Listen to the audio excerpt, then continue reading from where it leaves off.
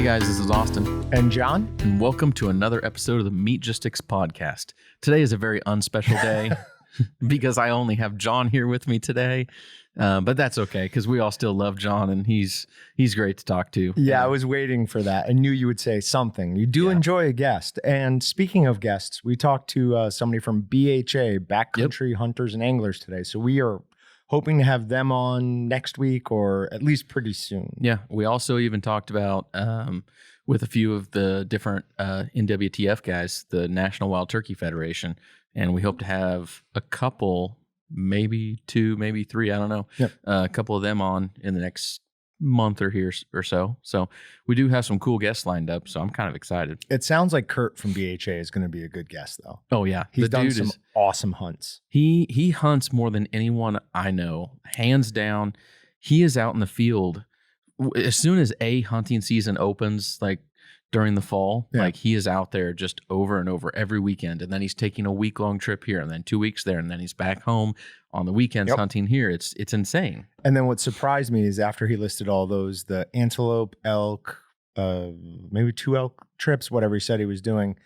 Then he said, and then bird season opens. And that's what I really like. I'm like, all right, so these are all like your off-season hunts. He spends, I mean, that's a dream schedule there. Yeah. So if you guys want to check out some of what they do, you can check out the Kansas BHA podcast.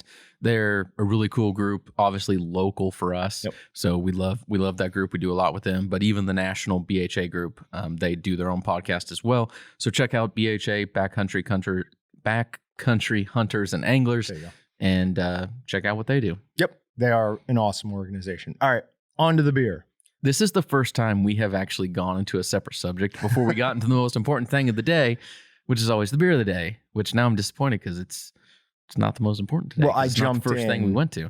Usually I just let you carry us right into that, but I felt like saying something. I will let you go first on the beers, though. Oh, cool. I'm excited because I have a massive... Since you are my boss. A bear on the front of this.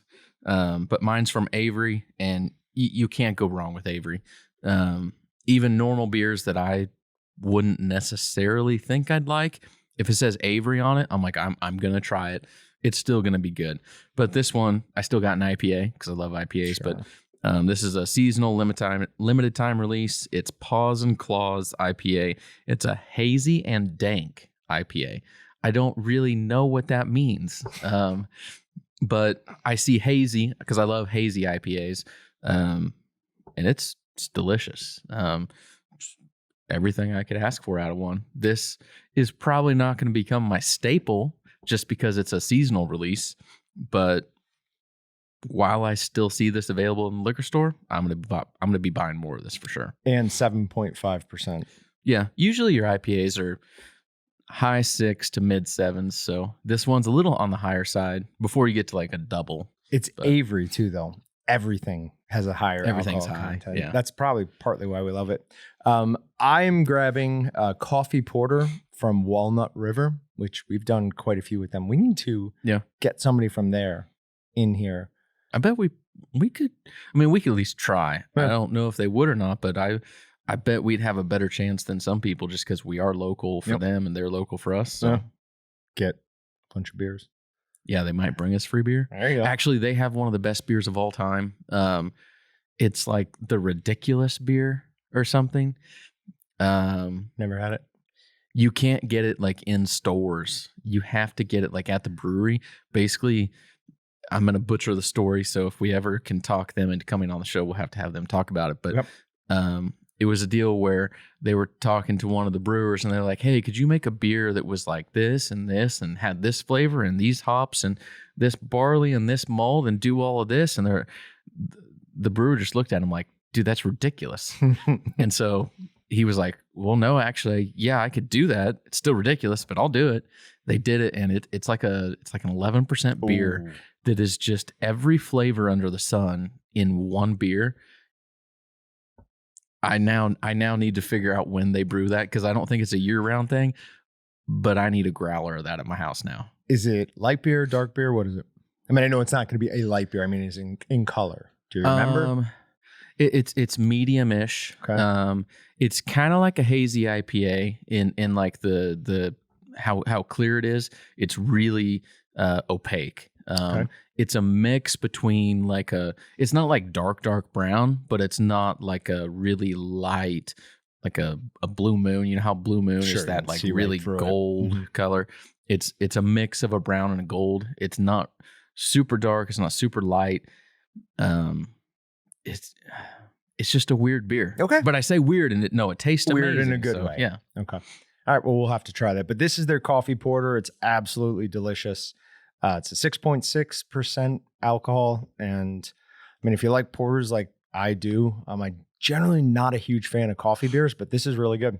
So I'm a big fan of this. So what was we had London, who's one of our new people in here. She was describing it as something. Do you remember what she said? She said it's like a cold brew nitro, right? Isn't that what she said? Yep. So like a cold brew nitro. I can't verify that because I've never drank a cold brew nitro, but I can verify this. I started adding real sugar to my coffee, and it's so much better than artificial sweetener. Oh, it's so good. I've been talking about it all week. Are you like totally off keto then? And Yeah, I don't do keto anymore. Okay. I just try to watch what I eat, but it's like at this point, if I want, If you want something, you're gonna. I'm do gonna it. have it. Okay. Yep. I'm 41. The 6-pack is never gonna come fully in again. So whatever. We're done. It's all downhill from It's here. all downhill from here. Another 5 years, and we'll be burying John out back. It's okay. Oh, that took a dark turn. Wow. I feel like I'm still pretty healthy. I'm just giving I'm you not crap. quite dead yet. Speaking of, dead, I guess Frankenstein was technically dead. Yeah. We did a new segment right before this podcast, and we're calling it Recipe for Disaster. It's where we're going to take something that we have no idea if it's going to be good, bad, indifferent, try it out and try it live on camera and just be totally honest about how it turns out. We did what we're calling the Frankenstein brat, which is based off of what you used to do. You want to tell the story? Yeah, I'll tell it again. So back in the day when we were little kids, we'd go to Quick Trip, which is like a gas station convenience store chain around here. And you'd get your 32-ounce fountain drink, and you'd go down the fountain aisle and just get a little bit of everything. Try to get equal amounts, but everything on the fountain. Didn't matter if you normally liked it or not, but you put it in your cup, you drink it, and that was called a suicide drink. And it was sometimes good, sometimes bad.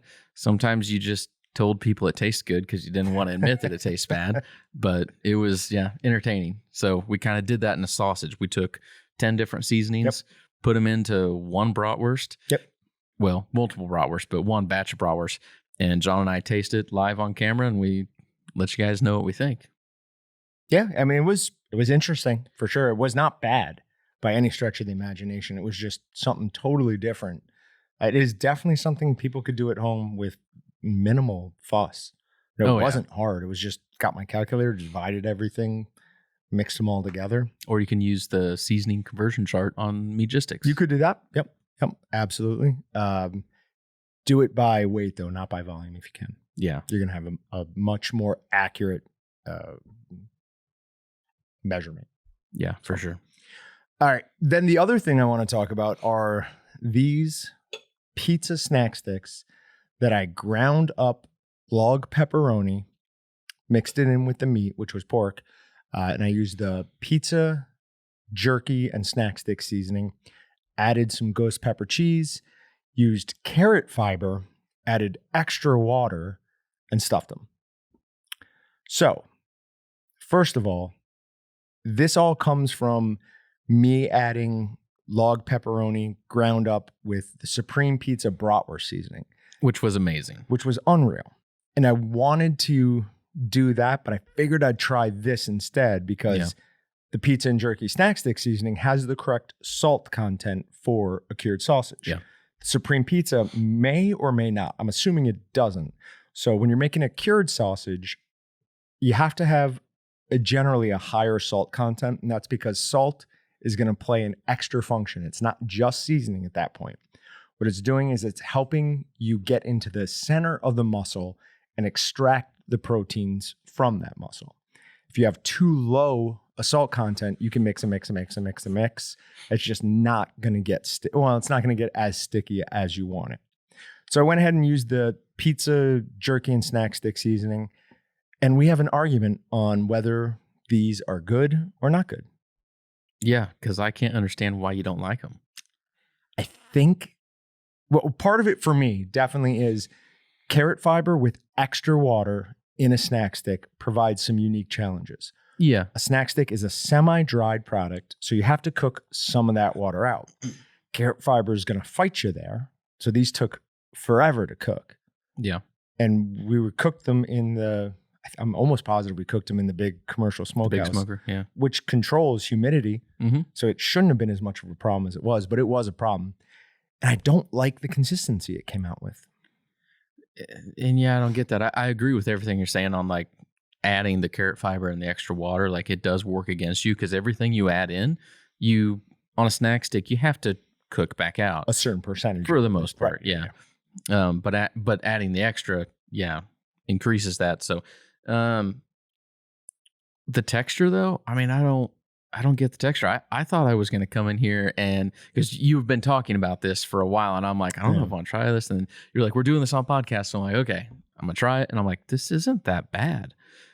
I wouldn't say that you couldn't make a better snack stick. Here's what we're going to do. But on the other hand, if you have more of these and you don't want them, I'm going to be willing to take them off your I was hands. just thinking of that. I've got a lug full of them in there. Anyone who's listening to this who wants to try some, go ahead and email podcast@waltonsinc.com. We'll get your address as long as you're within like a 2-day shipping because I don't want to do overnight. I mean, overnight shipping is expensive. As long as we can do regular shipping. We have the coolers for cheese. We could throw them in as long as they're in the continental U.S. Okay. As long we as could throw them in the cooler with an ice pack and they'll be fine. Okay. As long as you're in the continental U.S., we'll send them to the first X number of people who send it in. While supplies last, we'll have to figure out how many we have actually in there. But email us, say, hey, I want to try it. Yep. And we'll go ahead and send them out to you, and you can be the judge of whether I'm right and these are weird or Austin's right. Now, it could be that I've just hit such a high level of snack stick ability that these don't meet my stringent standards. To be honest, I don't want to inflate your ego too much, but the quality of meat that you make now versus like, when did you first start with me in here? Like 3 years ago? 3 years ago, yeah. Yeah. When you first started 3 years ago, you didn't make the same thing as this. Oh, no. Not at all. No, there's definitely some questionable product that came out of here. So what kills me is, and it's one of our most watched videos, and I don't know what went wrong with it, but the pepperoni was the first video. So there was a time when I first started here that you and I would sit in that room together, shoot videos together, like everything together. And then you have ton of other things to do, so you didn't have time for that anymore. And I was doing like all the processing, all that by myself. But that was one where I'd shoot it wide, break down the camera, get close-ups, put it back. And even when we did it, I'm like, this is the best video we've done. But I think it just took so long to do that's like they look terrible. As soon as we get that second camera, we're redoing the pepperoni video. Yeah. Because it's got like 75,000 views. And I look at the finished product. I'm like, wait, really? It's got a lot of views. You're scaring me because that's coming up on like my top videos. I don't want to get overtaken. I'm pretty sure top video is mine now, I think. No, because I still think it's snack sticks? I think it's summer sausage. I did collagen and snack sticks, and those two have been our top ones forever. I'm pretty sure it's summer sausage at this point. Okay. We can check. But yeah, go ahead and email podcast@waltonsinc.com. Give us your address, and we will get you out a package of these. The only thing we'll ask is that once you've tried it, you email podcast@waltonsinc again. Give us your opinion on it, and we will go ahead and compile those and see whether or not I'm right or you're right. Yeah. Well, I think it's already been a consensus on my opinion that I'm right. Of course it has been. All right. So moving on to Meat Matters. Just for the viewers at home, we're no longer doing mystery meat, or we're at least taking a break from it because nobody wants to drink any more Jepson's Malort. Yeah, we're done with Jepson's Malort for a while. Poured down the drain. So bad. It's disgusting. Absolutely disgusting. But there was something that happened last week that didn't get a ton of attention, or at least I didn't feel like it did. And I started reading into it because I was listening to somebody else talk about one specific aspect, and it's Trump's removal of special status from Hong Kong. doing it, I guess, because he feels like mainland China is having too much of an influence, so they don't deserve like that special exemption that they used to have with us. So buried in that, in section, I can't remember what it was. Section 4. Section 4. And, you read those things and it's all legalese speak and confusing. They reference this and that, so you have to constantly jump back and forth and figure out what's going on. Yeah, I had to go read the 1994, like whatever bill, or at least like a section of it to understand at all. But anyways, there is something in there that says that the government is enacting its right to seize assets and cash from any individual or corporation that is aiding China in their removal of human rights from Hong Kong. Yeah. Which could get interesting because there's a number of Chinese companies here in the U.S. that do business, and some of them are meat related and very large in the meat industry. There's one specific that if something happens with, is going to cause enormous waves in the meat industry, and that's Smithfield Farms. Yeah. So I think we maybe talked a little bit about this on a past podcast, but China had said they were going to buy and import more pork than they ever had before, and I'm assuming it's coming from Smithfield since they own Smithfield. But doing that, if whoever they're doing it, the government or an entity or an individual, gets tagged as this special whatever status that's on the executive order, they'll basically be disallowed from exporting anything from Smithfield to China. And if they try to, the government will come in and they will seize the product that they're trying to export, which is kind of scary. But on the other hand, it's like, where is this going? Are we really going to stop meat exports? I don't know.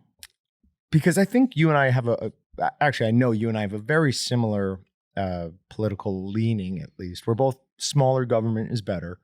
We like less regulation. I mean, not to get political, but I just want someone to leave me alone, basically. For the most part. Yeah. Mm-hmm. But even with that view and at least the current administration, I think we both have more positive feelings about it, but not we're not huge Trump fans or anything like that. This scares me. That does scare me that the U.S. government is talking about stepping in and seizing the assets of, even if they're foreign entities. Yeah. I just don't know how I feel about it. I mean, there's positives and negatives about it. Yeah, I don't feel very positive about it. I mean, I don't. On one hand, you're maybe trying to do something good with it, but you come out of it with a lot of bad. If you do nothing, you come out with some bad from it, and you miss out on some positive. It's like no matter which way you're going to go, it's going to be a bad choice, but it's going to be a right choice. It's like there is no right or wrong because every direction is right and it's wrong at the same time. But it just, it scares me that whether you're owned by China or not, but like Smithfield Foods, if they were told you can't export anything, right?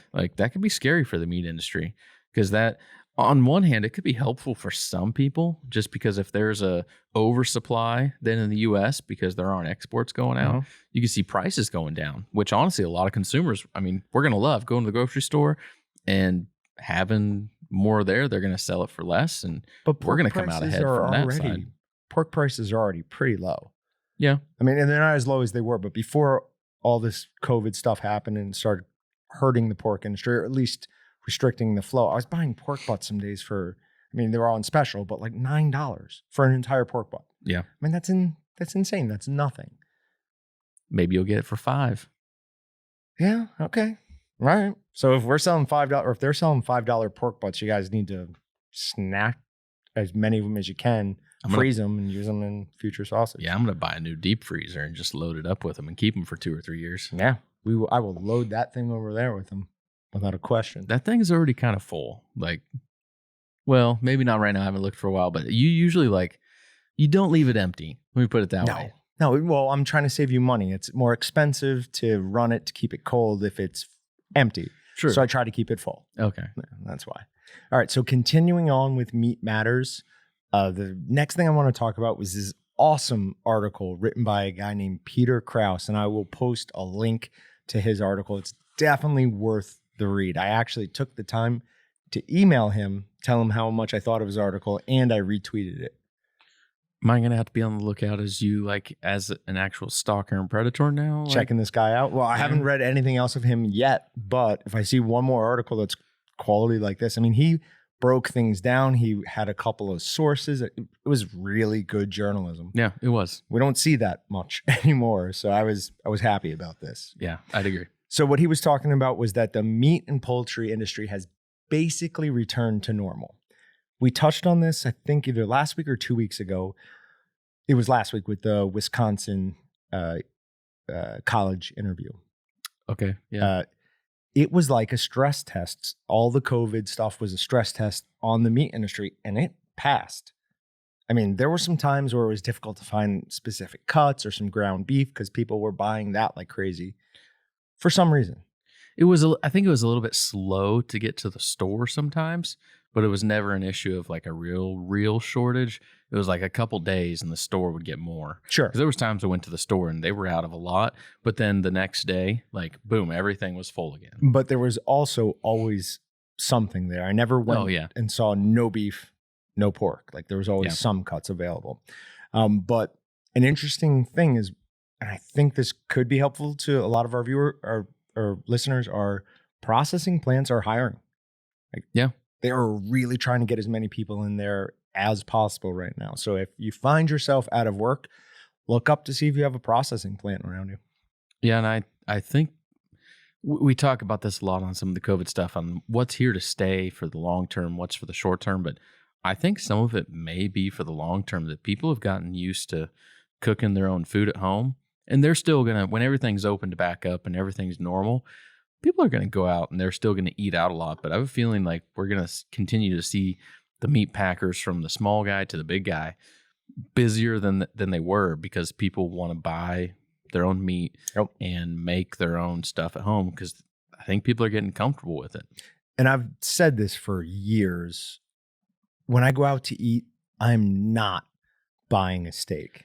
Because I can cook it better at home than they can do there, unless it's like dry aged or something like that. And there's 0% chance that I'm going to pay for a dry aged steak at a restaurant. Yeah, no, you don't do that. I am cheap like nobody's business. You can come in here and use the Eller that's what? Yeah. $20,000-$30,000 and dry age your own steaks in there. Yeah. Once we get back to where some of the beef isn't as expensive as it is, we are definitely doing some stuff in there. And beef has been dropping. That has me excited. Starting to. Yep. Yeah. Yep. So actually, kind of a double-edged sword here. I actually haven't told everybody at work, so I need to send out the email soon. But we officially fully canceled our steak comp and cook-off. We were gonna not have a public event. We were gonna do like a private event. Yeah. And now, even trying to adhere to all the regulations that we have. Technically it would be held 5 days after when the current order for us is up, but I'm like, they're extending it. It's going to happen. So we canceled that, but that saved us about $4,000 in steak costs. Wow. But I kind of still want to go back and quote that out and figure out what would that cost now? Because it can't be 4. I'm going to bet it's at least 3. I bet it dropped by a good 25%. All right. So tell them how many steaks you would have had to have bought. Oh, 40. 300. How many? Maybe. How many contestants were there going to be this year? Like 70. So why would you have to buy 300? Because no, more than that. Hold on. I got to do the math. So everybody gets 2 steaks, but we were doing a double. So everybody gets 70 times 2. So everybody gets 4 steaks. So it's 280. But we also buy extra because you don't want to have just enough. Yeah. You have to have more, because we end up giving the extras to some of the teams, like, hey, cook these and just hand them out for samples to people that are walking around. So we would ended up at least 300 then. Wow. And they were ribeyes, right? Sure. I want to say it was ribeyes. ribeyes. Pretty sure. Because strips doesn't sound right, but now I don't remember. Had to look at my notes. But no, it was ribeyes. I think it was ribeyes. Yeah. But so kind of going back to what you were just saying, part of the reason that we didn't see this huge drop off in meat demand was because people stopped going out to eat, but they continued to want meat and buying it for their house. It's the same thing and I can't believe this is true with all the bars, clubs, restaurants closed down, alcohol sales are up. Really? That's insane to me. To be honest, like I don't do a lot of social media. I Right. am kind of anti-social media, but what I see on social media is a lot of videos about people joking, hey, it's Corona time Yeah. and I'm drinking, I'm doing this and that. And a lot of people, since they're home more, they're just like, screw it. I'm just gonna drink. I'm going to go drink that 6-pack in about 30 minutes and Yeah. then I'm going to need another. So I don't know what to tell those people. Find something else to do. Don't become an alcoholic just because of Corona. Get a hobby. I don't know. I mean, I like to drink, but certainly not every day. Yeah. But at its lowest, and I did not know this, pork was down 50%. Yeah. That's crazy. And prices never went that high on it. I mean, they increased. They're higher now than they were, but it never skyrocketed. No, I think we go back to what we talked on one of the other episodes, like pork compared to beef. Right. Beef skyrockets more because the supply chain is more unstable because it takes longer to develop like a cow from the time of birth into the time it's ready to be processed. But a hog is shorter. So I think people look at it and some of it is kind of like the oil market where people are just, what's the word? They're Refining? No, when people buy and sell oil, they're not. Commodity? Yeah, it's a commodity, but they're speculating. Okay. So a lot of like oil prices are just speculative, and I think that comes into play like when we're looking at beef more because it's longer, so they're speculating, and so it drives the price higher. Hogs, it's a quicker turnaround, so maybe not as much speculation. I don't know. I'm just pulling stuff out of the air. I have no idea. Interesting because I have nothing behind this, so my only real experience with the stock market is from the movie Trading Places, and pork bellies was one of the commodities they talked about. So I would have guessed that pork has more of a presence on commodities than beef. I don't know though. I don't know. I mean, I literally don't take anything I say seriously when it comes to financial anything. Yeah, John and I are imagining, guessing, theorizing here. idiots. We don't know what we're talking about. No idea about We know what we're talking about, but not specifically in this case. But he also mentioned that the serious shortages never materialized for 3 big reasons. And that was some production through the entire thing continued. So even when they closed down some of the large plants, there was enough small plants to take up most of that slack. Yeah. It never really was like, we talked about one where there was 170 million, and that's an insane number of servings of pork going through one plant a week. Yeah. And that plant got shut down. There was enough slack in the small processors where they picked up the vast majority of that. So really, if you live in a small town, thank your local processing plant because it looks like they did Herculean efforts. I mean, I saw something in a Iowa newsletter that said, even if you have the ability to pick up one extra hog, let us know. I mean, they were literally just giving them to, having everybody do it. Yeah. So that's awesome. B, there was already a large inventory of pre-cut, pre-processed, ready to go in the pipeline. Can I do a slight tangent here? Yeah, go ahead. So I knew there's some stats out there on this, and I tried to look it up as I was reviewing stuff for the podcast today. I know the USDA has a what's in cold storage document. I was trying to find exactly what was there, and I didn't get as far as I wanted, but because I remember hearing a figure before. I think normally across like beef, pork, poultry, there's billions of pounds in cold storage. I'm sure. Like just beef alone is at minimum 500,000 pounds. And you think about that. Okay, well, there's how many people in the U.S.? Like 360 million. So that's a pound for everyone. I mean, that would last a while because people eat a lot of beef, but on the other hand, it's not like that's like a day's supply. That's a while. Yeah. So you count up all the meat, 2, 3, 4 billion pounds of meat. I mean, that would, if the supply chain was completely shut down, nothing was slaughtered, we'd still have beef, pork, chicken for a while. For quite some time. Now it would be probably ration and be more difficult to get. But yeah, you definitely could still get it. Similar, and we've talked about it quickly in the past, when oil was below, or gas was below 99 cents. So yeah, that wasn't great for the energy industry, but it refilled America's oil reserves. We are back to almost full up, and that has not happened in a long time, to my understanding. Yeah. So, I mean, there's always some silver lining you can look for if you want to. And then the last part was that consumers, so you guys at home, were smart and stocked up your freezers. And that probably is a huge portion of it. People out there looking ahead saying, hey, we might run into some problems here. I'm going to buy more while the supply is good, save it for against that future thing. And then more importantly, when there started to be shortages, you didn't just save what you had and continue to buy. You actually dipped into that and used it. So yeah. It's not hoarding. That's a good job. That's what we talked about with the PPE stuff. Not a good time to be hoarding. Did you guys buy a lot extra at home? Yeah. Okay. I hopefully my wife is not going to listen to this one. We'll see.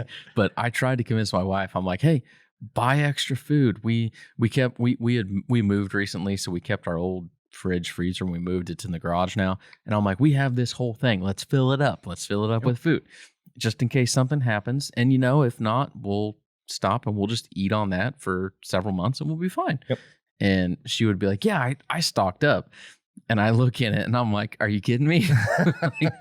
There's like a few extra things here and there, but I'm like, no, like, let's stock up on stuff. So we never really stocked up. We maybe had like 2 weeks of food at a time, because normally my wife loves going to like the grocery store like 3 or 4 times a week. It's one of the events that gets her and my son out doing stuff. Sure. So she just likes to go every couple days. So we never buy a ton all at once. So she was like, instead of buying like 2 days at a time, she bought 4 or 5. Sorry, I didn't know if that was me. No, yeah, I'm buzzing. Sorry. Yeah. No, I mean, our freezer was full, but our freezer is almost always full of meat in some way. Bought a couple extra bags of, things you can freeze long term. I think probably did what most people did. I did not buy extra toilet paper. I refused to do it. I was not doing that. And then just real quick, for anyone who's a waltonsinc.com shopper, you've probably noticed that the restriction is back on gloves. Oh, yeah. So we have had to do that, and we're being selective with who we're selling our gloves. And is it other PPE stuff too?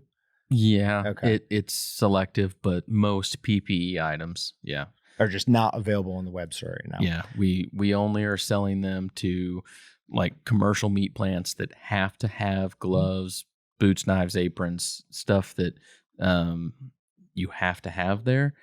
And we're only selling to those that have actually bought from us in the past. Just because, I mean, we've had a number of customers that call us up. Well, potential customers that call us up and go, hey, we want to buy this and this and this. We're like, sorry, we can't. You haven't bought from us in the past. And we're going to try to take care of our customers who have been here for a long time. So if you've been a long time customer of Walton's, we will try our best to take care of you. But there's in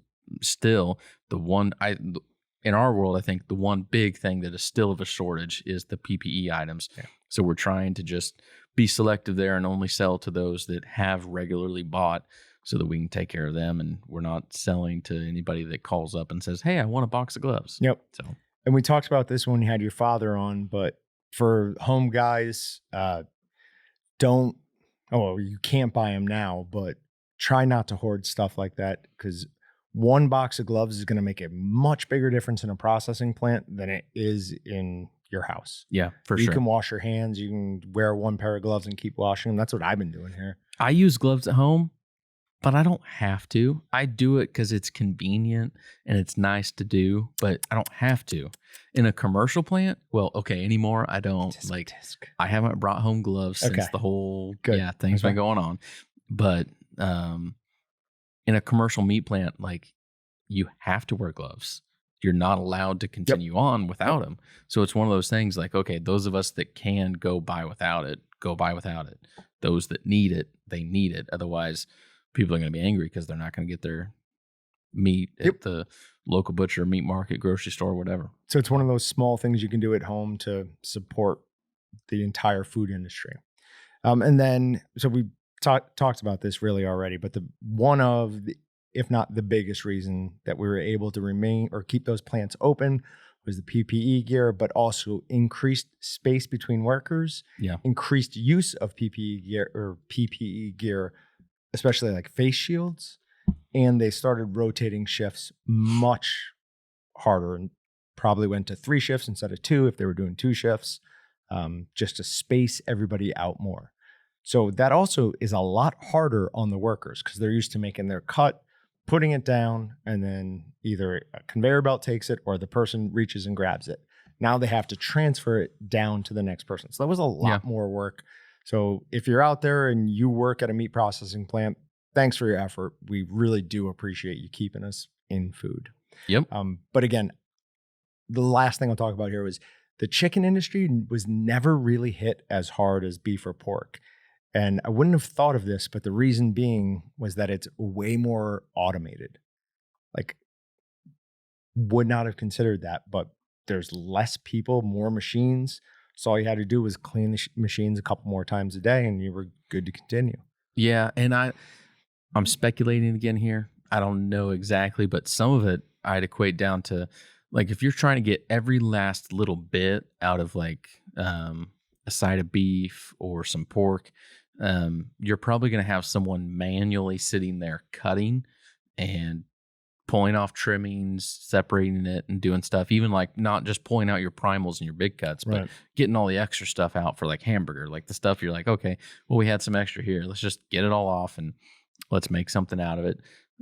With chicken, at least in the big places, they can throw that chicken in a machine and it comes out as kind of a slurry-ish type of thing. If you looked at it, you might say it's gross. In my opinion, I love it because I'm like, that's a future hot dog right there. So hot dogs are like beef, pork, chicken, turkey. Mix. It's a mix of everything. Mm-hmm. But if you read on the package, it'll say mechanically separated chicken because they don't have a single person that has to sit there and like debone every last little tiny bit off of it. They throw it in a giant machine that machine, I don't know how it does it exactly. I really would like to see one. So if someone has actually one, let John and I know because I want to take a tour. But you throw it in a machine and it separates everything out. It just spits out the rest of the meat, picks the bones clean, and you come out with this slurry of a chicken product. So my favorite meme of all time is one where it says, say hello to mechanically separated chicken. And it shows a picture of this tube and it curves and then like some pink slurry is coming out of it. And the very first comment underneath this person's post was, nope, that's the something tubby machine. And it was from that show Teletubbies. And so they take the picture that the person tried to use and they showed the exact same picture with the Teletubby in front of it. It is unbelievably funny. I laughed very hard. But yeah, I will go ahead and post a link to this guy's article. Give it a read. It's absolutely worth your time. Good job. That's the type of reporting on the food industry that we want to and need to see. Yeah. And if you guys have stuff that you want us to talk about, email us at podcast@waltonsinc.com. We can honestly ad-lib some of our own. We have a lot of knowledge about something. If you don't have a news story you want us to associate it with, but even if it's just, hey, talk about this news story. It might be something you have in mind, or it might be a news story you read. Let us know. We want to talk about what you guys want to hear. So, absolutely. All right. So on to recipes. So speaking, I hope, to a lot of hunters, when you have a freezer full of pheasant and you're looking for something to do with it, we wanted to make a imitation of some of the popular fast food chains chicken sandwiches. That has been Chick-fil-A? Pretty much. Yes. Okay. So, well, it's like Chick-fil-A, Popeyes, like somewhere in between those two. So we went ahead and took some pheasant breast. For some reason, it still had the some of the bone attached, but whatever. Ripped off the skin, cut off any extra fat, did an egg wash. Then we did the flour with our Bloody Mary Oh wing my shake gosh. mixed in, which is just awesome. I don't remember hearing about this, and I'm getting a little bit upset right now. Now, I will say this. You really can't put too much Bloody Mary wing shake in there. I think you might be able to use an entire shaker for it. Probably I think it's one of those things where you can only pick up so much seasoning on the meat that you won't overdo it. Yeah. So even the amount we used once I was done, I mean, it was absolutely delicious, but I was thinking, we should have done more with Bloody Mary. Anyways, so we did an egg wash. We did just flour with the Bloody Mary wing shake. We put the pheasant breast in the egg, then in the flour, then back in the egg, then back in the flour. Did that for all of them. And then we heated some oil on just in a cast iron skillet on the side burner of our grill in the back, so it was easy to clean up. Got it up to 350 degrees, dropped them in there, and I mean, they cooked in no time, couple of minutes. They start floating when they're just about done. So just make sure you're temping them, because floating isn't a good enough indicator. You have to temp them, especially with it being wild game. So once they're 165, take them off. You probably technically could pull them at 160 because they did dwell another 5 degrees. Yeah, they'll dwell. Yeah. So dwell is increase after you take it out of the heat source. But threw them on some sub rolls, did a coleslaw, some of the Terrapin Ridge Farms aiolis and stuff. They were good. And I think we used Swiss cheese as well. They were really good. Okay, Don't look at me if like everyone doesn't see John on the next podcast, just beware. He and I swear may have a falling out after this, because I don't think he invited me to this party with these amazing sandwiches, because that's odd. I swear I really thought I did. Honestly, you probably didn't. I just probably skipped over it. Okay. So all right. Either way, I'm not going to hold it against you. I'm just giving you a hard time. They were awesome. The only thing I'll say bad about that, and this is why part of the reason I say to do it outside, is anytime I'm deep frying anything, it just smells like it's stuck in my clothes. Yeah. And if you do it inside, you're going to smell that for days. Even bacon, like just cooking bacon. I like cooking bacon in like the oven or on the grill. Love it on the grill because it's outside. Because if I cook it on the stove, I splatter, make a mess everywhere. And then the whole house, which it's not bad, but it smells like bacon for 2-3 days. And sometimes it's like my wife, like, she was actually talking about something the other day. I'm like, well, your hair's going to smell like bacon, because I don't know, supposedly girls don't wash their hair every day and whatever. Oh, yeah, definitely. Yeah, I know. What do you mean? They have their reasons for this and that, but my wife had like just washed her hair. So I'm like, yeah, your hair's going to smell like bacon for the next couple days. But anything that's just intense fat and flavor like that, it soaks into everything. And I'd rather cook it outside. So I always cooked bacon on a cast iron skillet until I went to my friend who runs the Hormel plant here. Yeah. Went to his house one day and he was cooking it all in the oven. I was like, really? In the oven? He goes, it's so much better this way. And so I started, and he's right. It is better in the oven. I will not hear an argument against this. It's just better. I would say you can do it as good on your pan, but your like timeline to get it off in the perfect state is so much smaller. In the oven, you can just go, I'm gonna kind of look at it, see how it's going, cook it here and pull it out. It's not as high of a heat. When you cook it on like a pan, that pan is so hot. Right. I mean, it makes it curl. Yep. It just instantly starts frying it. I mean, literally. But in the oven, it's a lower, slower cook. Much better. It is better. I definitely think so. And then for the last segment of the day, Customer Corner, we've got Tech77 Meatgistics user sent us something about Kolk Glisht is going to start supplying technology and experience to the beverage processing industry to make beer, wine, and other drinks like cider at 0% alcohol. That's awesome. That's terrible. I don't understand how you're amazing. The littlest bit excited about that. I love alcohol, but like I just love like an IPA beer. Like the alcohol is a plus to it at times, but if it was like diet soda where I could have a diet soda, but I could still have a regular if I wanted, I'd do it. I'd split between them. Like if I could drink a 6-pack of like High Beam IPA that's like 7% alcohol every day and like 250, 300 calories a can, but not have to deal with any of that extra stuff, just get the nice flavor that goes along with it, I'd do it. So high beam, 6-pack of that a day with no alcohol, very little calories versus 6-pack of diet soda with no alcohol and very little. You're going for the high beam? Yeah, I'd go for the high beam. No, I wouldn't. If beer had no alcohol, I wouldn't really. I mean, I drink it every once in a while, but it definitely wouldn't be like a staple. Although it's not a staple. These podcasts and the live stream are the most I drink generally. I mean, unless I'm on vacation somewhere in there, I tend to overdrink.